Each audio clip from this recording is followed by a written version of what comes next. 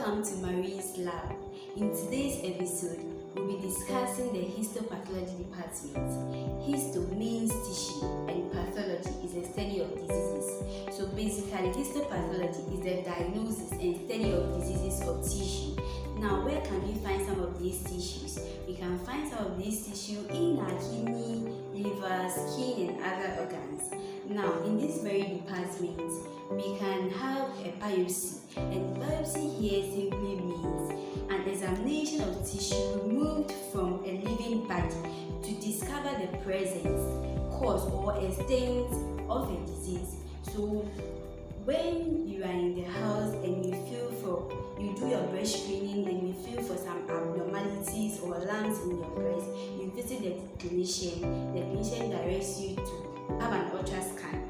Then you'll be further directed to the histopathology department, where they will take a tissue from your breast and examine. The tissue can be malignant, and when it's malignant, that means it's cancerous. When it's benign, it's non-cancerous. And in this very department, we can have an autopsy.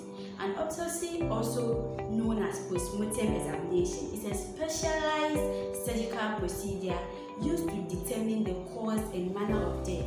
So we normally hear that, we want to know the cause of the person's death. We simply do autopsy for the person. And in this department, we have various stages and various processes we use in preparation of the tissue, but I have simplified this in my own way. The most common mode of routine tissue preparation involves fixation with buffered formaldehyde, embedding in paraffin, sectioning into slices about 5 micrometers in thickness, and then staining with hematodialing and UC. Now let's look at some of the equipment we use in this very department. We have the oven, hot plate, microtomers and sharpeners, water bath, postmortem autopsy table, automatic tissue processing, laminar airflow, just to mention a few. I believe you've learned something from this very department and you would like the next person to benefit from this.